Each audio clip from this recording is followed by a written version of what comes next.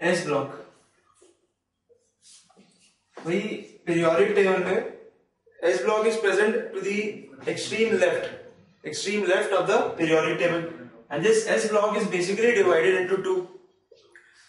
पहला group it is known as 1A and the second group it is known as 2A. तो पहले देखते हैं ग्रुप 1A में कौन से एलिमेंट्स होते हैं। ग्रुप 1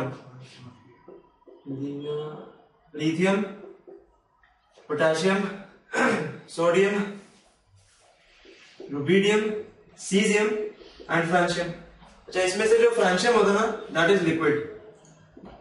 फ्रांशियम के ऊपर जितने भी एलिमेंट्स हैं दे आर ऑल सॉलिड, ठीक है, एट रूम टेम्परेचर। ये समझ में आ गया। अच्छा, आपको पता है इनको याद करने का भी एक तरीका है। अगर अभी तक याद नहीं हुआ हो, इनको याद करने का तरीका ऐसा है, लीना का रब CF, ठीक है, लीना का रब CF। अब आते हैं ग्रुप 2A में। इस ग्रुप में जो एलिमेंट्स होते हैं दे आर B Mg का सर बड़ा। The last element is radium which is radioactive in nature, ठीक है।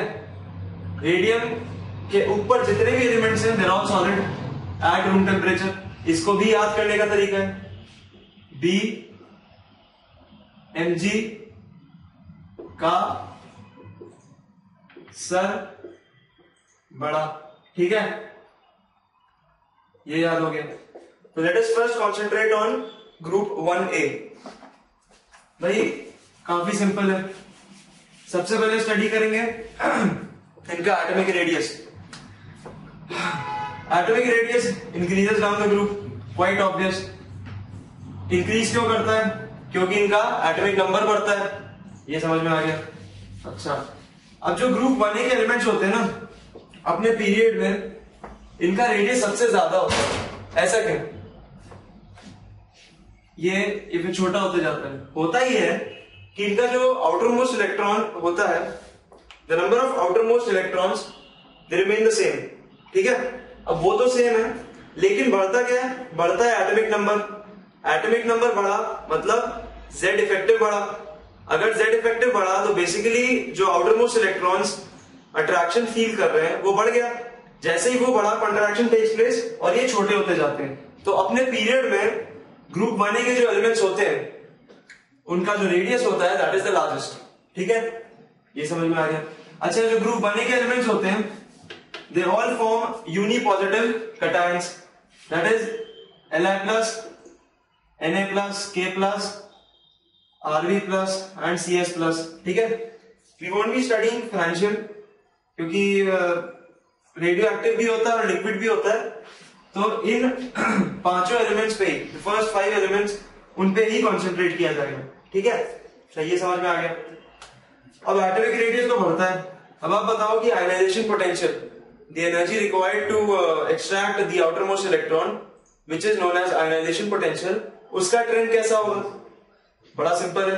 Ionisation potential is the energy. आपको एनर्जी दे रहे हो आउटर मोस्ट इलेक्ट्रॉन निकालने के लिए।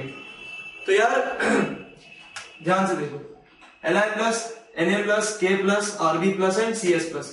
Cs+ कितना बड़ा है? ठीक है, ये बड़ा है न्यूक्लियस सबका। अब जो आउटर मोस्ट शेल है Cs+ का, the distance between the outermost shell and the nucleus is the largest for Cs+। इसका मतलब ये है कि जो attraction outermost electron feel कर रहा होगा फ्रॉम द न्यूक्लियस वो काफी कम होगा। तो भाई अगर अट्रैक्शन ही कम होगा तो इसको निकालने में काफी कम एनर्जी चाहिए पड़ेगी। बिल्कुल थोड़ी सी एनर्जी दोगे और वो इलेक्ट्रॉन निकल जाएगा। क्यों? क्योंकि it's not facing enough attraction from the nucleus. बिल्कुल ऐसे ही Li+ को देखते हैं। Li+ छोटा सा एटम है, इसका जो आउटर मोस्ट इलेक्ट्रॉन है उसका डिस्टेंस न्यूक्लियस के पास से काफी छोटा है, काफी कम है। तो ये जो अट्रैक्शन फील कर रहा होगा ये काफी ज्यादा होगा। तो इसको बाहर निकालने के लिए जो एनर्जी देनी पड़ेगी दैट विल बी मैक्सिमम। तो ये समझ में आता है कि ionisation potential decreases down the group. ये बिल्कुल बढ़िया से समझ में आ गया।